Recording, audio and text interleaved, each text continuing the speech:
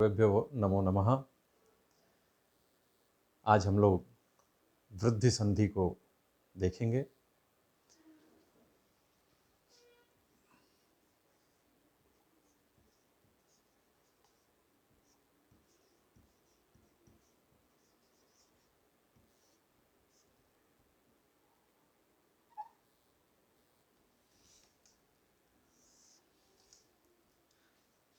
वृद्धि संधि और गुण संधि, इन दोनों में ध्यान रखने योग्य बात यह है कि दोनों संधियों के सूत्र हैं और वृद्धि संज्ञा भी होती है, गुण संज्ञा भी होती है। इनके संज्ञा विधायक सूत्र भी अलग अलग हैं। जैसे वृद्धि संधि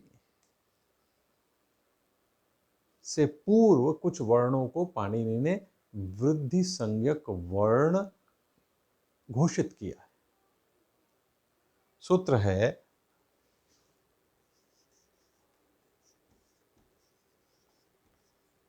वृद्धिरादैच।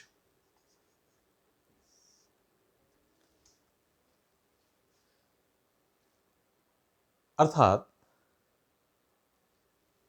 आत यानी दीर्घ आ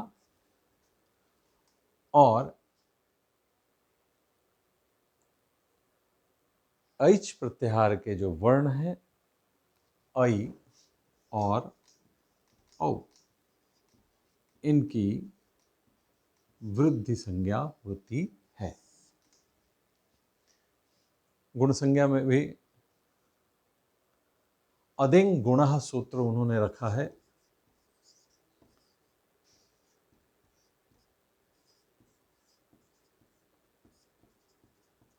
अर्थात ह्रस्व अ, ए और ओ,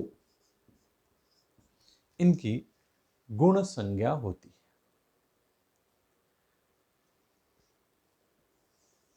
ये संज्ञा विधायक सूत्र है।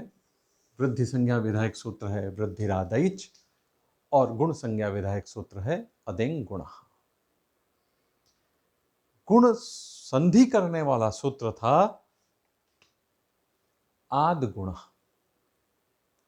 उसी प्रकार से वृद्धि संधि करने वाला सूत्र है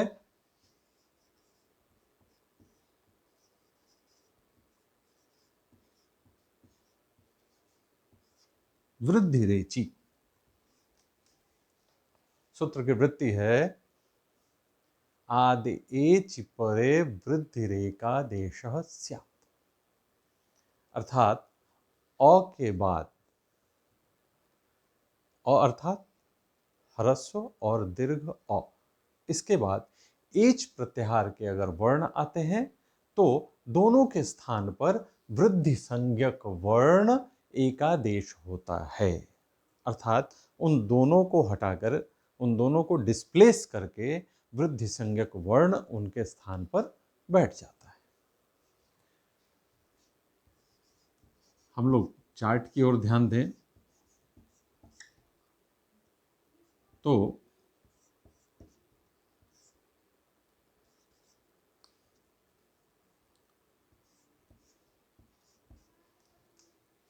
दो स्थितियां होंगी। अ या आ का ए अथवा ऐ के साथ योग हो, या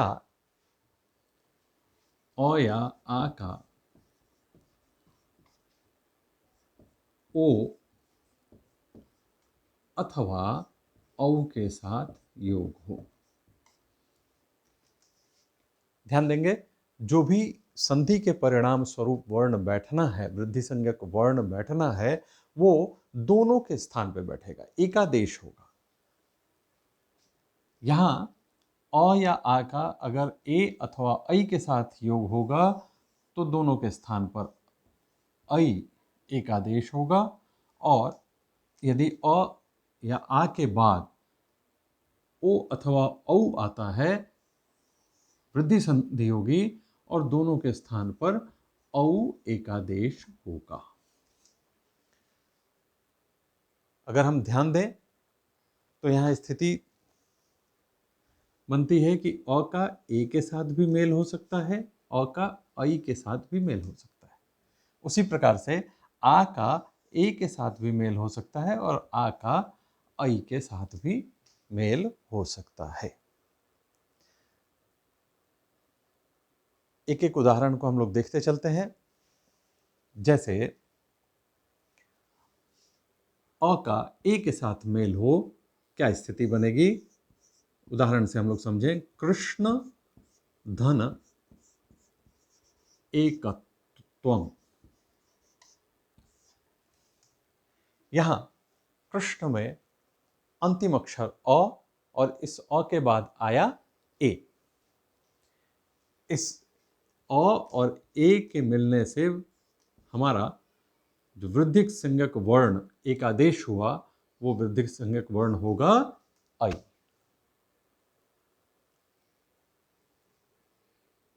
दोनों के मिलने के परिणाम स्वरूप जो शब्द बनेगा वो होगा कृष्ण में से अ की मात्रा हटा दिया और एकत्व के ए को हटा दिया। अब ण में हम वृद्धि संज्ञक वर्ण ऐ का योजन करेंगे और शब्द हमारा बना कृष्णैकत्वम। यह हमारा पहली स्थिति हुई जहां अ का ए के साथ मेल हुआ और ऐ एक आदेश हुआ। इसी प्रकार से दूसरी स्थिति हो सकती है जहां आ का एक के साथ मेल हो और दोनों के स्थान पर ऐ एक आदेश हो। जैसे उदाहरण देखें हम लोग। सदा धन एव। आ के बाद ए, दोनों मिलकर के बने ऐ। हमारा संधि के पश्चात शब्द बनेगा सदैव। इसी प्रकार से अगर यहां देखें, तो अ का ऐ के साथ मेल हो सकता है और आ का ऐ के साथ मेल हो सकता है। एक उदाहरण हम लोग देख लें। जैसे देव धन ऐश्वर्यम।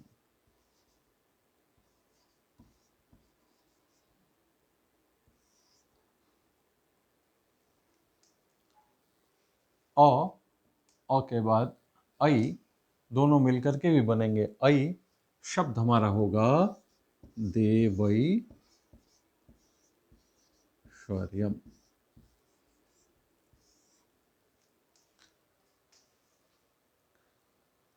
अब वृद्धि संधि के दूसरे पार्ट की ओर हम लोग ध्यान दें। वहां भी 4 स्थितियां बन रही हैं।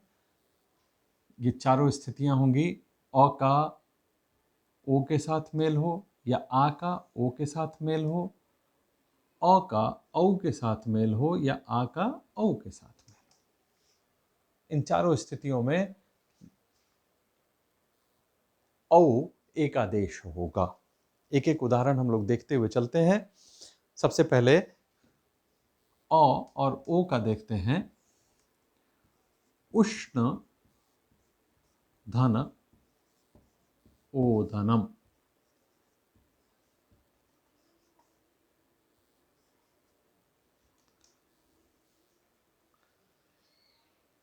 अ के बाद ओ आया, दोनों मिलेंगे और औ एक आदेश होगा। यानी यहां से अ हटेगा और यहां से ओ हट जाएगा। दोनों मिलकर के औ एक आदेश हुआ। शब्द हमारा बनेगा उष्णौदनम।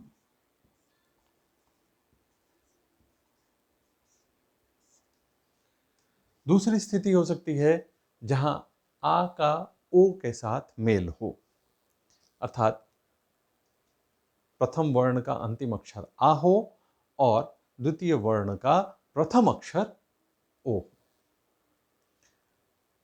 आगे बढ़ने से पहले एक और विशेष बात ध्यान रखेंगे, ओदन शब्द शायद आप परिचित होंगे, चावल नहीं। सामान्यतः हम प्रयोग करते हैं पके हुए भात को, चावल को भी हम कहते हैं चावल। जब चावल पक जाता है तो वो ओदन है, भात है, और जब तक नहीं पका है वो चावल है, तंडुल है। ये ध्यान रखेंगे, तंडुल शब्द का अर्थ होता है चावल, और जो चावल पका हुआ है, जो भात जिसको कहते हैं हम सामान्य भाषा में, उसके लिए ओदन शब्द का हम प्रयोग करते हैं। पहला हम लोग उदाहरण लें, औ का अगर औ के साथ मेल हो, वैसी स्थिति में प्रतिफल क्या होगा। जैसे उदाहरण है, वन धन औषधम, औषधि।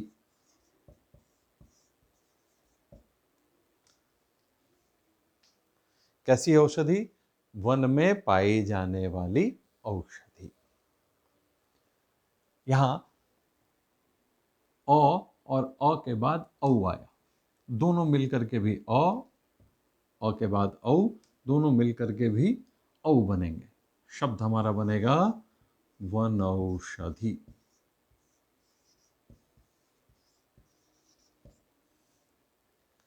दूसरी स्थिति होगी कि आ के बाद औ की मात्रा आ रही है। उदाहरण देखें, विद्या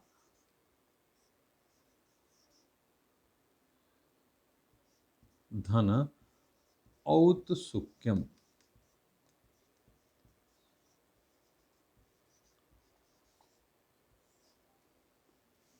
यहां आ के बाद औ की मात्रा आई, दोनों मिलकर के भी औ बनेंगे। संधि के पश्चात जो शब्द होगा वो है